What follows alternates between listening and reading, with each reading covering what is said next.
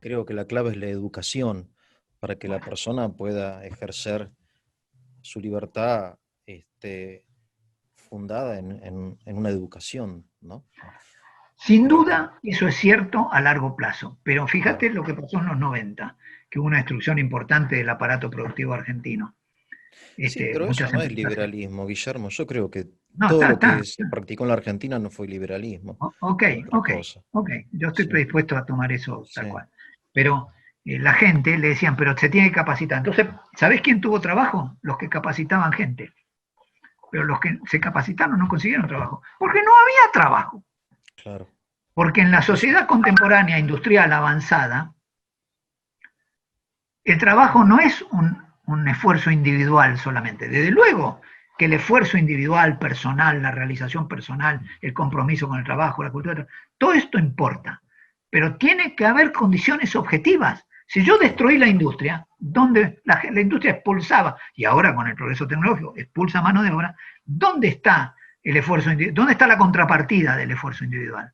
¿O vos crees que la gente puede, todo el mundo puede fundar en un garaje un Windows o un, No, no, o obviamente que no. Sí, sí, está claro. Sí, sí. no, por supuesto que no. Entonces, Claro, sí, se sí. requiere condiciones para que ese esfuerzo individual prospere. Todo esto tiene que ver con el debate sobre la meritocracia, ¿viste? Está, Sí, es sí, decir, sí, sí. con la meritocracia puede pasar algo parecido con la partidocracia. Le aplico la meritocracia a los que no van a tener ningún mérito y entonces les demuestro a los que quedan debajo, con la pata abajo, que no tenían los méritos. Claro. Yo conocí gente sacada de IPF en la racionalización brutal que hubo de IPF que me decía, no me adapté, no hablo inglés.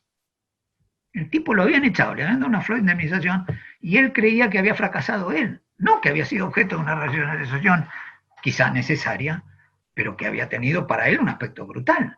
Claro. Entonces, veamos todo, de un lado y de otro. Entonces, el mérito individual, si es desde la persona hacia el trabajo, 10 puntos, 100 por... Cuando es un sistema que se aplica, que acá hay que premiar a los que se destacan, ¿cuántos chicos de la marginales llegan a la universidad? No llegan. Llegarán en algún ejemplo, algún particular, algún caso. ¿Cuántos chicos de la clase media baja llegan a la universidad?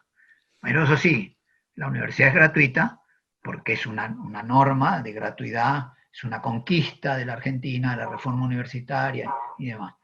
Ah, muy bien, la universidad es gratuita, sí, pero a la universidad gratuita van los hijos de las familias que no tienen, no, porque no hay un régimen de beca y por más cualidades y capacidades que tenga ese chico, no llega a la universidad. Entonces, digamos, una cosa es los argumentos con que recubrimos las realidades y otra las crudas realidades que tenemos. Acá tenemos una sociedad partida en dos, muy profundamente partida, donde todo el mundo trata de sobrevivir, los que tienen salvando lo que tienen, incrementándolo y fugándolo, porque si lo tienen acá, les meten impuestos y de todas maneras se lo manotean, y los que no tienen nada, agarra un plan, agarra un coso, agarra... A ver, todos somos empresarios nosotros mismos. Si me dan un plan, lo tomo, y si puedo poner un kiosco, lo tomo, y si puedo ir 2 horas a la oficina y después atender otra cosa, también lo hago. Sí, claro, Y sí, sí. no es reprochable desde el punto de vista personal, porque cada uno hace lo que puede para sobrevivir, y eso diría que tiene un elemento vital muy esencial. Sí, No claro, sí, estoy sí. puesto Guillermo, con eso. volviendo al tema del sistema electoral, de la partidocracia, de la representatividad o su falta, la falta de representatividad y de la división de poderes, hay un aspecto del sistema electoral que también me parece vital y no técnico, sino que es el aspecto territorial. Vale decir que los partidos políticos representan ideologías determinadas, ¿no? La izquierda, la derecha, el centro, el peronismo, el desarrollismo, el liberalismo, etcétera. Ahora, entiendo yo, y vos me vas a corregir si no es verdad, que la democracia tiene una fuerte raigambre territorial, es decir, el pueblo fundamentalmente son los pobladores de un determinado una circunscripción electoral, que todos ellos buscan al representante en ese momento, eligen, no teniendo en cuenta su clase social, su ideología, sino la unidad territorial, vale decir que el pueblo de Pigüé elige a su intendente, el pueblo, no sé, o la ciudad de San Antonio de Areco elige al suyo, y así con todos los territorios, ¿no? Lo que quiero expresar es lo siguiente, de que parte del problema es haberle privado a la democracia de su fundamento básico, que es esto, de que todos somos vecinos de un mismo pueblo y la autarquía empieza por el municipio, después se construye, entiendo que la democracia se construye no desde la nación hacia la provincia y de la provincia al municipio, sino desde el municipio para arriba. O sea, invertir la pirámide me refiero, ¿no? Que el municipio tenga más poder que la provincia que la nación, y que la elección se realice teniendo en cuenta las particularidades territoriales de cada circunscripción. ¿Se entiende lo que quiero decir? Sí, no sé Perfectamente. Hay cómo varias decirlo. cosas en Sí, la sí. reflexión que es muy buena, muy atinada. Cuando es un municipio pequeño, donde todo el mundo se conoce y todo el mundo sabe qué puntos calza el otro, es la democracia perfecta, ¿viste? Yo elijo al señor que se va a ocupar y que me responde y que me lo cruzo en la Pero, calle y Guillermo, que le resuelve. discúlpame, es la única posible. Bueno, Es pero la única posible. déjame ir Sí, en una comunidad rural pequeña, es sí. muy difícil encontrar un intendente. Por eso los militares que se hacían cargo del gobierno terminaban designando en los pueblos pequeños al viejo intendente, porque era el tipo que conocía a todo el pueblo, el que administraba el pueblo y no tenía otras pretensiones que eso. Fuese Claro. radical, fuese comunista, fuese lo que fue, un independiente. Este, pero esto, cuando la sociedad se vuelve más compleja y el aspecto territorial se vuelve no abstracto, nunca se vuelve abstracto, pero se vuelve en los grandes números, ahí es donde empieza el problema. Porque los grandes municipios de la provincia de Buenos Aires algunos de ellos son más grandes que provincias. ¿Está? Bueno, García Trevijano opina que la circunscripción electoral no debe superar los 100.000 habitantes. Y Bueno, ahí si, y está. si de repente a un municipio de 1.000.000 hay que hacer 10 municipios, porque más de Bueno, 100.000 habitantes ya uno no conoce a su representante. ahí es donde García Trevisano se vuelve un idealista puro, digamos. Bueno, Porque, En Europa hay, bueno, en está Europa es muy más, interesante es analizar distinto, país por país. claro. Sí, sí, Por bueno. ejemplo, en Francia, yo estudié en Francia, quizá el caso más conozco, pero es muy diferente por países. La base municipal está, pero los grandes políticos franceses son todos alcaldes de un pueblito en algún lugar de Francia, alcaldes en licencia y son diputados, son ministros, salvo el Claro. presidente. Entonces, la base territorial está como una cosa simbólica y la maquinaria nacional funciona igual y es un juego que los ciudadanos consienten. Bien, Te pongo un caso muy ajeno a la Argentina. Además, la estructura municipal en Argentina es muy diferente entre provincias. Por ejemplo, en Córdoba hay municipios de primera, municipios de segunda. En Mendoza hay muy departamentos, sí, pocos municipios, es más sí. chiquito porque es una economía de base, la población está reunida en torno de los lugares donde se riega, que es donde puedes vivir. Entonces, eh, lo municipal en general es el ámbito más cercano, el primer ámbito de la democracia. Esto en el ideario de Claro. Frondizi está clarito, en los discursos de Frondizi. Bien. Ah, mira vos, no sabía eso. Sí, sí, A muy Frondizi insiste importante en de la eso. vida municipal. Pero bueno, pero Ajá, cuando uno va al encuentro de las realidades municipales, es donde sí. empieza la cosa. Es decir, no es casual. Vamos a ponerle un ejemplo. Que de los centenares de intendentes radicales que había en todo el país, la mayoría se fuera con Kirchner en el acuerdo que Kirchner hizo con Cobos. Porque tenían que gobernar y dependían de la ida y vuelta de los dineros de la provincia y de la nación. Además, desde Claro. que Menem inventó que la nación intervenía directamente en los municipios, no sé si lo inventó Menem, pero fue el que lo aplicó a Mansalva. Entonces, yo tengo un gobernador de otro signo, pero tengo varios municipios con mis adherentes. Entonces, a eso los ayudo. Entonces, esos municipios crecen y la provincia se empobrece. Todas esas manipulaciones, las distorsiones que se introducen en los niveles municipales por la relación de fuerza general, donde todo cuenta y cada voto cuenta, y la política se ha dedicado exclusivamente a eso, a dónde están los votos y cómo los vamos a mantener y a incrementar. Ahí entonces la escala municipal empieza a ser objeto de una presión ajena a la realidad vivencial de Sí, esos sí, municipios. sí, Entonces sí, lo que sí, vos sí. describís es correcto, válido, ojalá fuera así, pero después en los grandes números no funciona. Y la Argentina es un país aglomerado, un país de ciudades la Argentina, no es un país de población rural.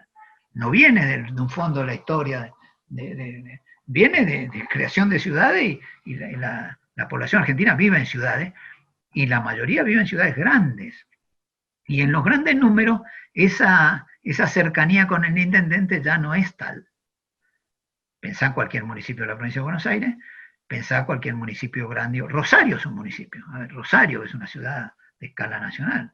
El intendente de Rosario no tiene nada que ver con el intendente de Galvez, que es una comuna que está al lado de Rosario. No tiene nada que ver. Galvez es una comuna industrial que atiende los temas de los obreros, que está más cerca, digamos, de las problemáticas laborales, que Rosario, que está preocupada por la cultura, por el urbanismo y por el arte, ¿viste? Entonces, ¿por qué? Porque eso es lo que vende la posibilidad de que los socialistas rosarinos ganen la intendencia, como ocurrió, ganen la intendencia, la gobernación de Santa Fe, de la provincia. Entonces, lo municipal sí, ojalá pudiéramos mantener la vida, pero nos hemos ocupado desde los gobiernos centrales de destruir la vida municipal, de hacerla dependiente de las dádivas, de los manejos, de los recursos. Acá todo esto tiene olor a dinero. La corrupción de la política, que no es necesariamente, va junto, no es necesariamente lo que se roban los políticos, aunque va junto, es cómo se usa el dinero de la política. La inmensa cantidad del dinero del Estado se usa en mantener las clientelas políticas, volvemos a lo mismo. Y cuando esto llega a la escala municipal, el intendente deja de ser el vecino más notable, el vecino más preocupado, el vecino más generoso, para ser el jefe de la banda que maneja su tropa y que mantiene los votos bajo control. Entonces no podemos ir, digamos, la idealización sobre la vida municipal es muy importante, yo creo en eso, pero sobre la base de que los municipios tengan su verdadera autonomía y su verdadera independencia. Y ahí viene un tema muy complejo, porque aumentan las tasas, como sienten que son dependientes del gobernador, del ministro del Interior, del presidente, empiezan a aumentar las tasas. Entonces tenemos un régimen de ingresos brutos, que esos son sistemas provinciales, espantoso a nivel nacional, con diferencias enormes entre circunscripciones, y un nivel también municipal con la diferencia de las tasas municipales. Entonces, es terrorífico. A ver, es terrorífico. La realidad municipal argentina está muy cruzada por las relaciones de fuerzas globales, por esto de que cada 2 años tenemos elecciones.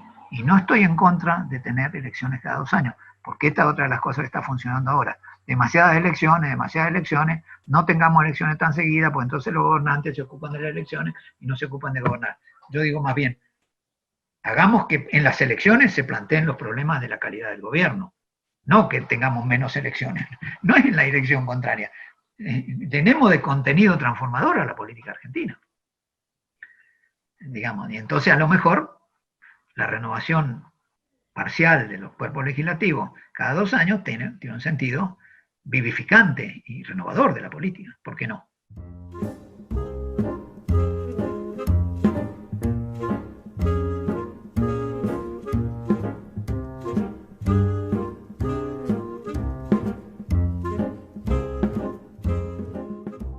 La verdad es que es preocupante. Ahora un poco da esperanza el hecho de que en un momento de la historia argentina el desarrollismo fue gobierno, ¿no? O sea, lo logró.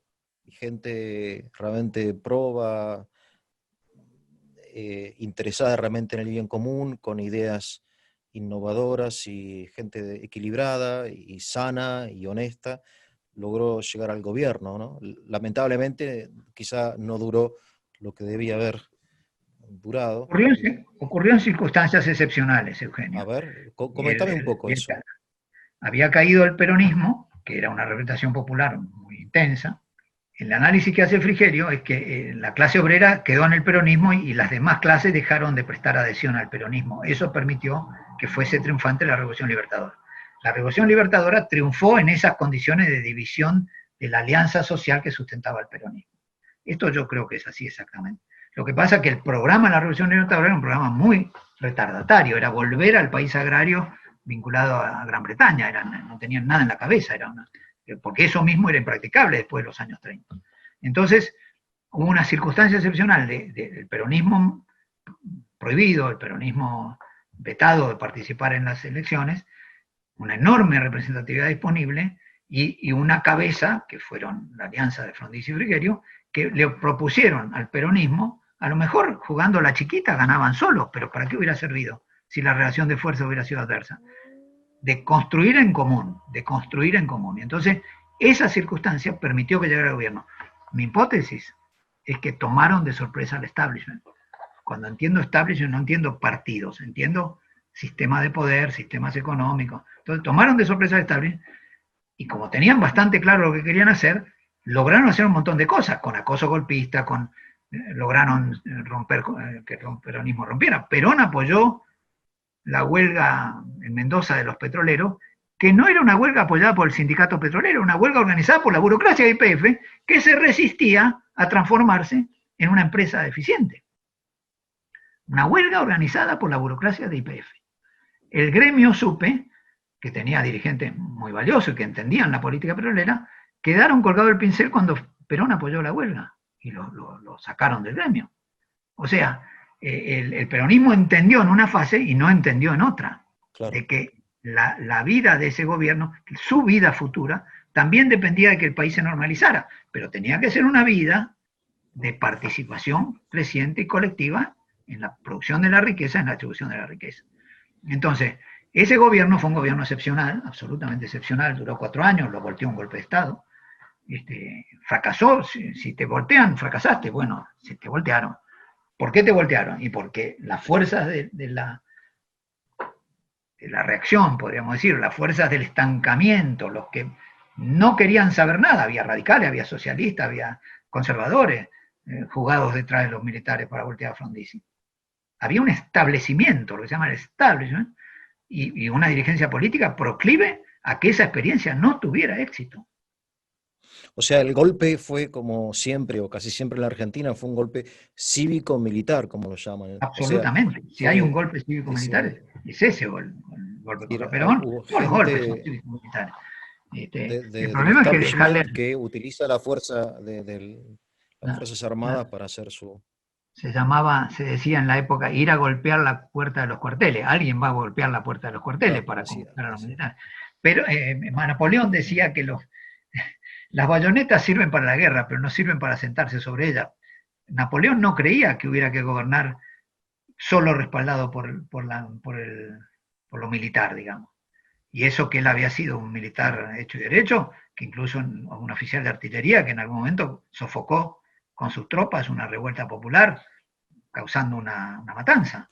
Él había entendido eso. Napoleón, digamos, estudiar Napoleón lleva una vida, si vos querés, pero él había entendido, era un gran estratega, estadista, autoritario, pero emergido de la Revolución Francesa, de los ideales y la Ilustración. Entonces, esa resolución de Napoleón, que lo hace muy personalista todo, entendió que había que organizar la sociedad civil.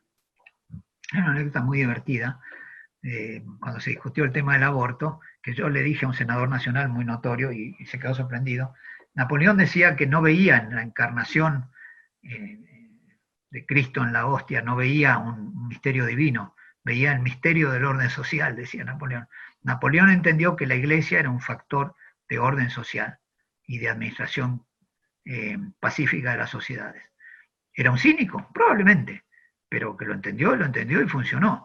Yo esta reflexión se la hacía a un senador, no voy a decir el nombre porque fue una conversación privada, diciendo no se puede organizar la política estatal sobre la base de enfrentar los sentimientos religiosos de una mayoría de la población. No se puede, no se debe y no se puede.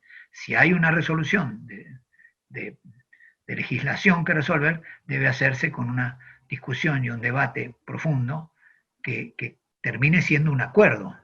No puede hacerse unos contra otros. El resultado fue que no pasó el proyecto del aborto en el Senado.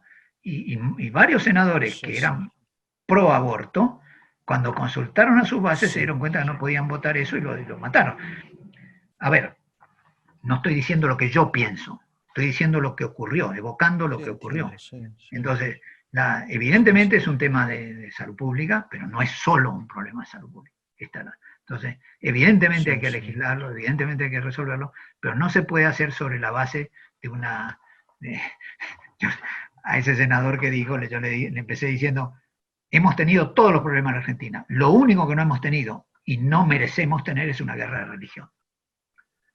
Es lo último que tenemos que hacer. Sí, a ver, vos ya que mencionas el tema y yo pertenezco a la Iglesia Católica, te quiero hacer una pequeña observación. La Iglesia no defiende la vida humana desde la concepción porque sea una verdad religiosa, sino porque es una verdad de orden natural. Es decir, aquí no hay un tema, no, aunque es la Iglesia Católica y es una institución de origen sobrenatural, digamos, distinto es que uno crea o no, pero en principio Cristo representa la presencia de Dios en el mundo, y entonces, sin embargo, no es que está defendiendo algo estrictamente sobrenatural como puede ser la Eucaristía o, no sé, el paraíso o el cielo o el infierno, verdades que uno puede, sino está defendiendo una verdad de orden natural que está comprobada científicamente y también filosóficamente, que es la existencia de un ser humano, aunque sea embrional, en el momento de la concepción, ¿no? Por eso se entiende lo que quiero decir, es decir, que acá no, Perfectamente, y es muy no hay una sólido. idea religiosa nuestra, digamos, No, que no. estamos defendiendo la sotana, algo así, o, o la misa, o alguna cosa así, que uno tiene libertad de creer o no creer, sino, a ver, la diferencia está en lo siguiente, para los que están a favor del aborto, la dignidad humana empieza a tener un valor jurídico luego del nacimiento del bebé. Vos no podés en una sociedad democrática ahogar un bebé, meterlo en una vasija porque tenga labio, ¿cómo se llama? Liporino, ¿se llama? Leporin. Viste que, leporino, Leporin. perdón.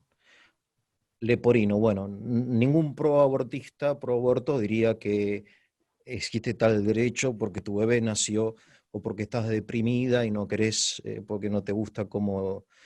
La diferencia está en que nosotros consideramos que ese bebé tiene un valor, una dignidad real y por lo tanto jurídica desde el momento de la concepción, no desde el nacimiento o desde la sexta semana o de la veintena semana, ¿no?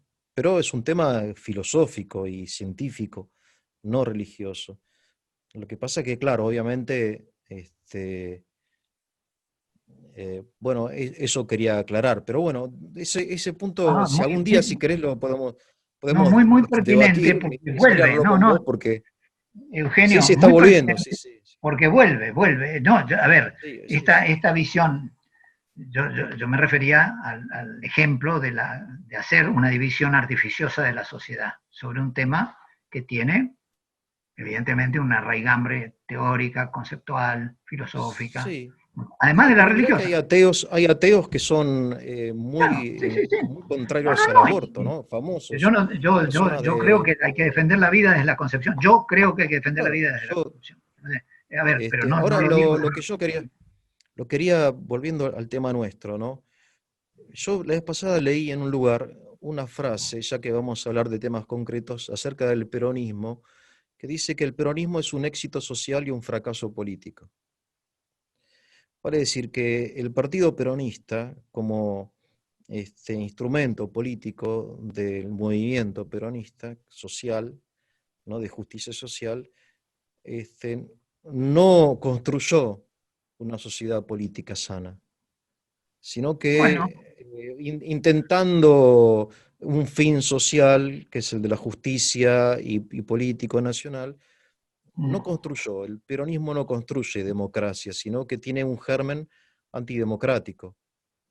bueno, Esa a opinión, ver. yo sinceramente me parece que dentro de todo, yo no soy especialista, pero me siento como un poco, siento que va por ahí la cosa, Yo la creo que cosa. el peronismo como movimiento político es esencialmente democrático, porque habla de la expresión masiva de sus adherentes. Lo que tiene es un problema dirigencial del peronismo. una ausencia de programa.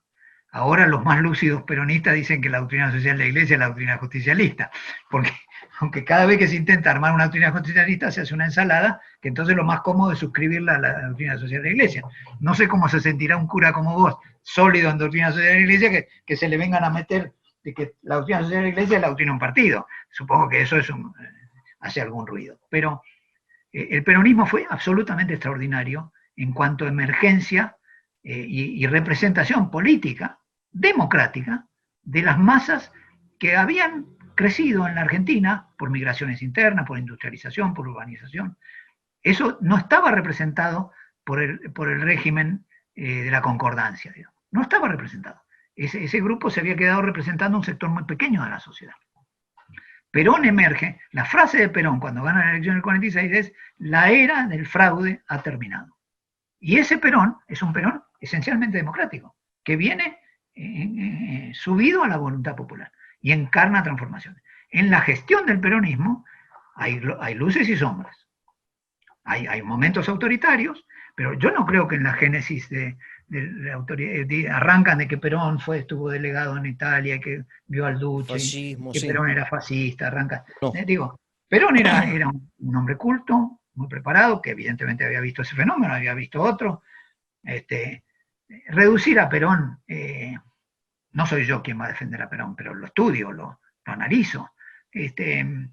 Reducir a Perón a cosas menores, que Perón no es un juego pequeño. El peronismo no transformó la estructura económica y social argentina, pero le dio a las masas trabajadoras cosas esenciales: el sindicato, la obra social, la escuela. A ver, la escuela venía de la 1420, es una realización.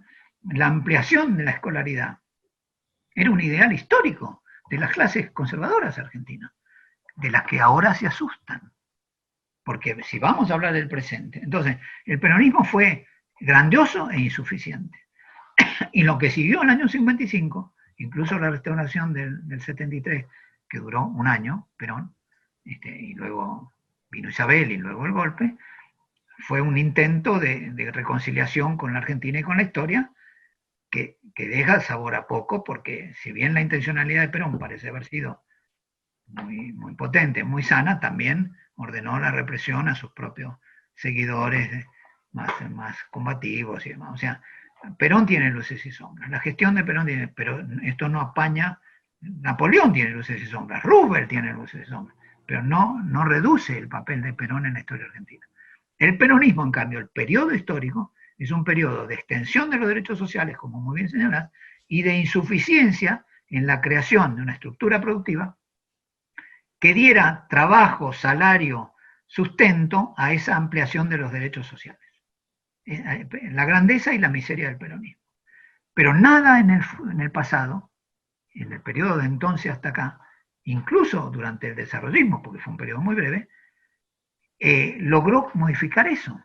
Entonces, los sentimientos populares son sentimientos peronistas. Y no me parece que sea grave eso, al contrario, no me parece que ahí anide una cosa autoritaria. Nuestras élites conservadoras son infinitamente autoritarias también. Ahora dicen que la razón está amenazada por el número, dicen intelectuales. La razón está amenazada por el número. ¿El número qué es? El peronismo. Y escuchamos todos los días que el peronismo se va a llevar puesto se va a comer a los niños crudos. Y viene el chico Grabois y hace el piripipí del campo de Echeverre, y pareciera como que sí, pero no. El peronismo es una porción sustancial de la clase media, trabajadora y en alguna manera desheredada. No es cierto lo que dice Macri, que el peronismo es el partido de los que no trabajan. Eso es un insulto. No es cierto. El peronismo está en todas partes. Incluso hay gente de élite que es peronista por otras razones, ideológicas o lo que fuera. Entonces, el peronismo es parte del problema y de la solución. Pensar que la solución argentina es sin el peronismo es una estupidez. Pensar que solo con el peronismo es otra estupidez. Porque tiene limitaciones. La dirigencia peronista da pena, digamos. Da pena, pero es la que hay. A ver, si el peronismo no elige otro representante, lidiaremos con eso. Pareciera como que yo estoy en condiciones de manejar algo. Me hace gracia, ¿no? Pero digo, como yo lo veo, si no hablo libremente sobre lo que veo, no sé si sirve para algo, pero es lo que yo pienso.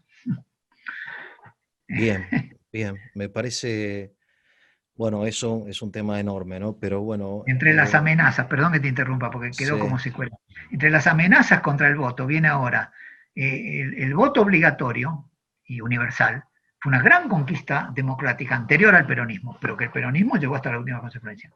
Eso, ahora viene una cosa de hacerlo voluntario, que no ven, que así no vienen, no nos traen en carroza a votar, no les toman las libretas.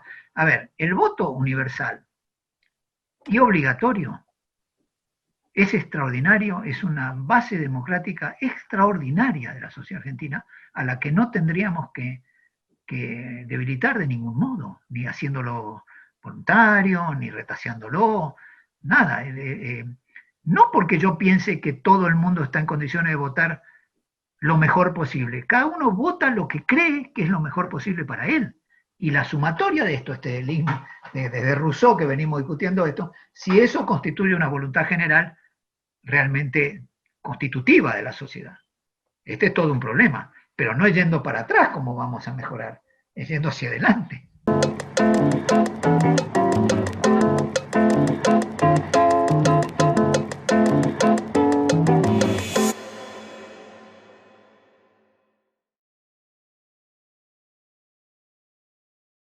ahora, por ejemplo, hay límites en la democracia argentina. Por ejemplo, no se puede postular un candidato independiente.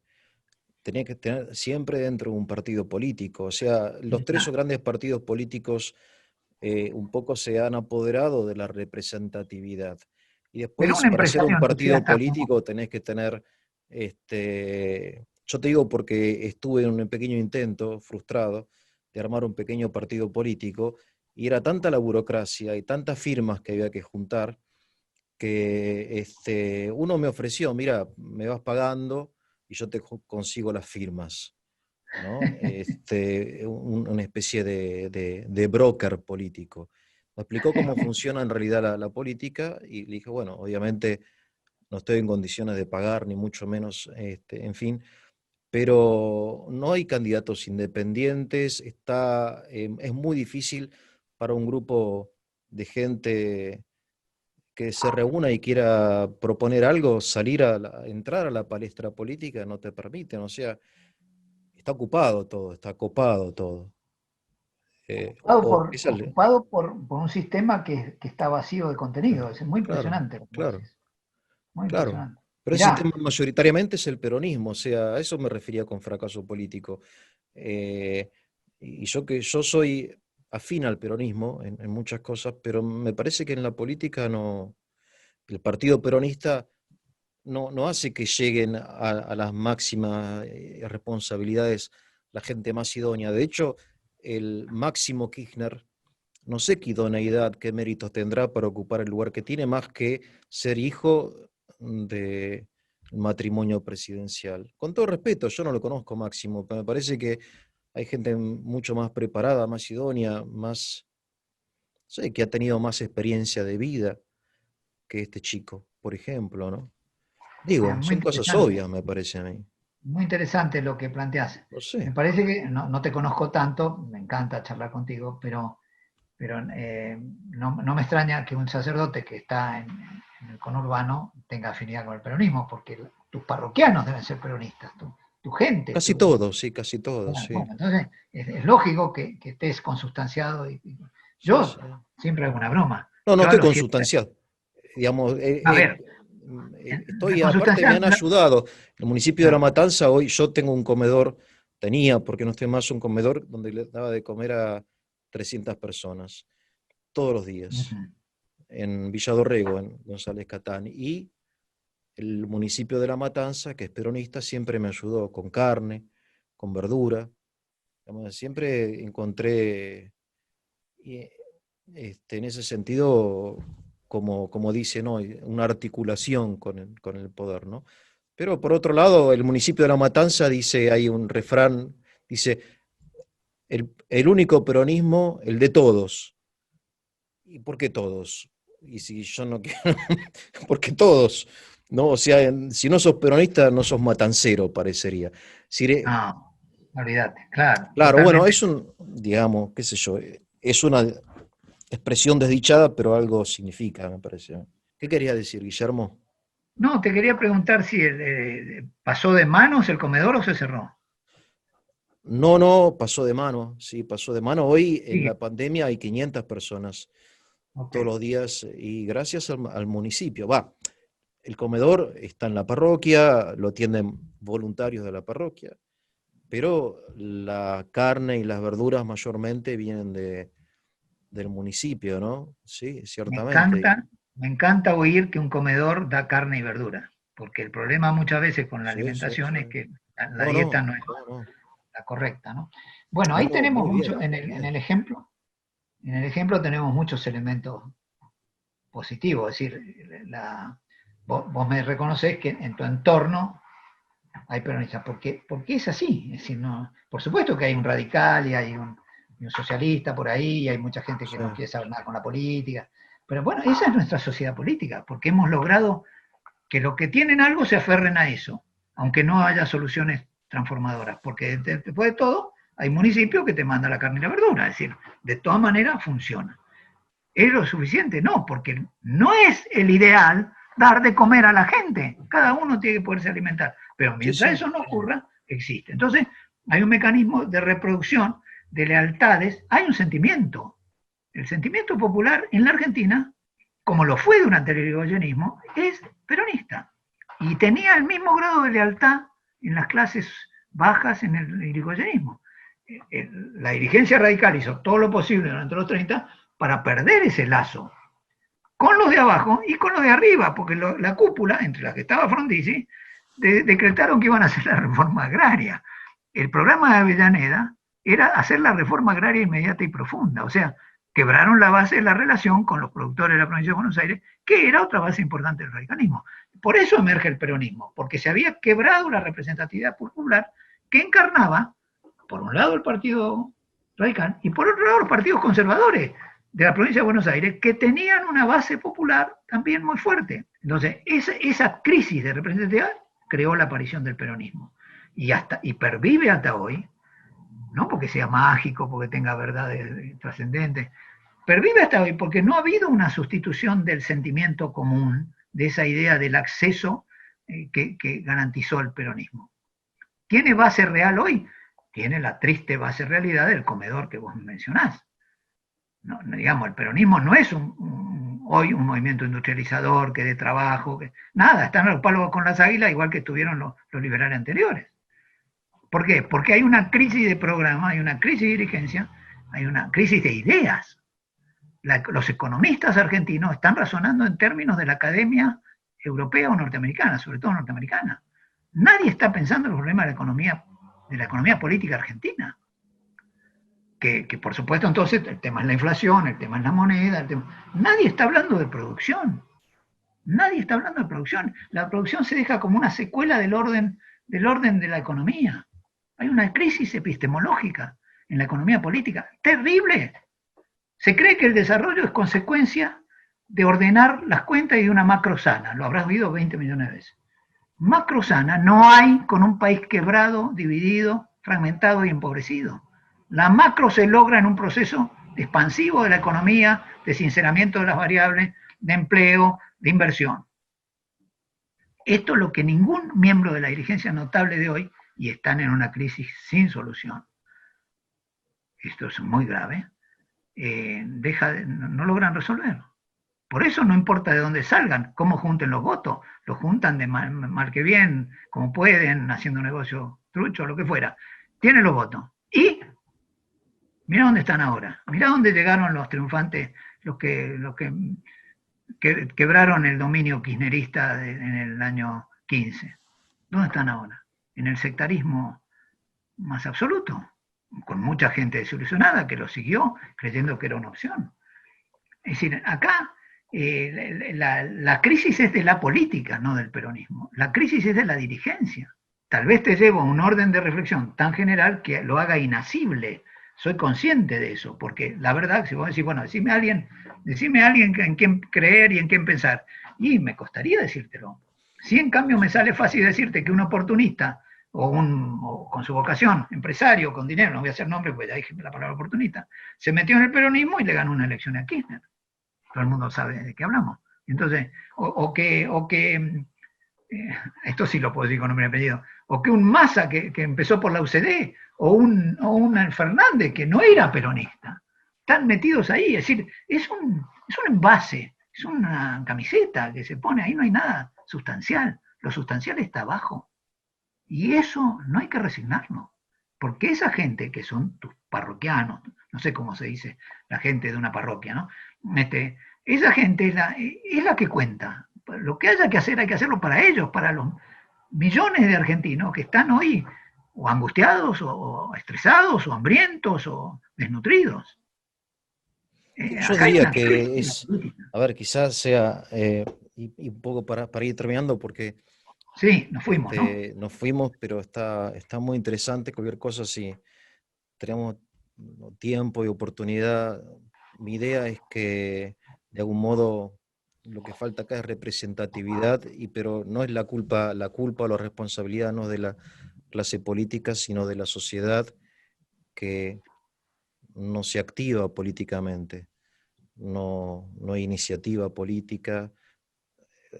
Mismo el hecho de que yo esté hablando de estas cosas con vos, yo soy objeto de crítica porque soy cura, y entonces, ¿por qué no estoy hablando de cosas estrictamente religiosas?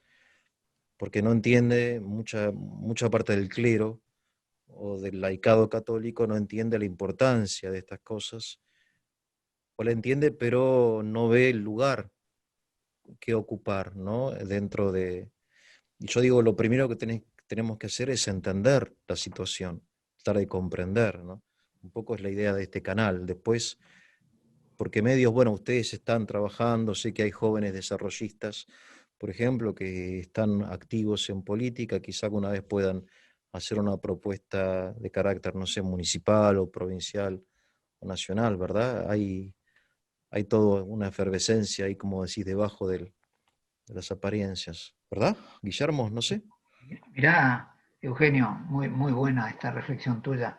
No está mal que un cura se presente estos temas, porque también un cura es un ciudadano, ¿viste? Sacerdote. También, En también algún pago los momento crítico, impuestos, no en todos, pero los Misiones, pago. para empezar, y tenés que ir a votar, ¿no es cierto? Es decir, en Sí, Misiones, en un momento crítico muy grave, cuando venía la reelección de Felipe Solá y Kirchner buscaba la suya, el obispo de Misiones se presentó y ganó la elección y quebró sí, las me acuerdo, sí, expectativas me acuerdo. reeleccionistas de Kirchner y de Felipe Solá. Sí, sí, Fue un momento en que fue la iglesia, bueno, fue un obispo, fue una persona, sí, pero sí. fue en quien vio la sociedad misionera y la sociedad nacional que estaba la posibilidad de un cambio, de poner un freno a una cosa que iba como una locomotora llevándose todo por delante. Y lo logró. Es decir, además, si mirás toda la historia argentina, sobre todo la independencia, los primeros gobiernos y demás, está la presencia de la iglesia aconsejando, preocupada por la educación, preocupada por los pobres, preocupada por los marginados. Es constante en la historia argentina.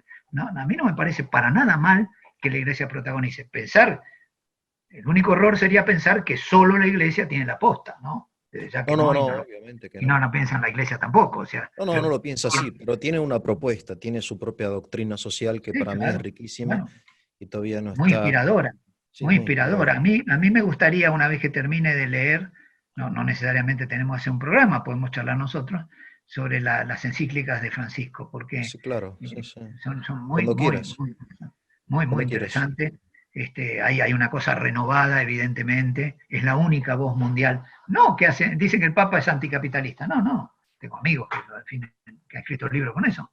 No, el Papa es la única voz que le pone el pecho y lo frena al capital, a las excrescencias, a las consecuencias nefastas de ciertas formas de aplicación capitalista. El capitalismo es un formato, un sistema de producción que tiene un correlato no automático y muy variado según los países de institucionalidad. No hay un solo formato de vida democrática que tenga vinculación al capitalismo. De hecho, hay una tensión muy grande entre capitalismo y democracia, entre las aspiraciones de todos y la acumulación de unos pocos. Claro. Que no, digamos, teóricamente la meritocracia está abierta a todos, pero unos pocos juntan, no todos juntan. Y las sociedades más equilibradas son las que logran hacer que los que menos tienen tengan lo suficiente, como para ser personas, ciudadanos plenos. Entonces, es toda una cosa dialéctica muy compleja, muy interesante, muy contemporánea, y el Papa es una voz autorizada, valiosa, interesantísima, se anima a hacer reuniones de economistas y demás. Lo que como es argentino, entonces lo usamos para un barrido y fregado, me gusta o no me gusta, eso ya forma parte del grotesco. Este papa está en la línea de los grandes papas, que arrancó con, bueno, hay muchos grandes papas, pero hay una figura que se lo circunscribe al papa bueno, al papa Juan XXIII, a mi juicio, que era un diplomático extraordinario, con una gran trayectoria en la diplomacia vaticana, el que encaró la reforma de la Iglesia y el que inició la actualización de la doctrina. No inventó la doctrina social de la Iglesia, Juan XXIII, pero con la Pacem in Terre y bueno, pues la Populorum, que ya mencionamos en el programa anterior, y las encíclicas, bueno, hay un cuerpo doctrinario ahí que tiene mucho para dar, no necesariamente único, no excluyente, porque se suma a otras visiones, pero enormemente inspirador, ¿no? En ese sentido, no te hago el elogio porque seas cura, te digo, lo pienso independientemente de estos reportajes. Así que bienvenido, si lo podemos hablar. Sí, me queda todavía una pregunta que te la hago la próxima vez y después cualquier cosa seguimos hablando. ¿Pero cuál es? ¿La podés formular o la dejamos ahí en la relación del desarrollismo con el capitalismo y el socialismo. Bueno, sí, daría para un programa. Pero lo hacemos en el próximo programa, ¿te parece bien? Daría para un programa, porque no sé, para una parte de un programa, porque vengo haciendo una lectura muy larga de unos textos fundamentales de la construcción del sistema capitalista de un canadiense, Immanuel Wallerstein, que ya murió en el 18, que es todo el repaso de cómo aparecen todas estas ideologías, estos formatos y demás. Sí, da para un tema. Bueno, Guillermo, muchas gracias. A vos. Te mando un abrazo. Un placer. Igualmente. Bien recibido y distribuido. Chao. Hasta luego.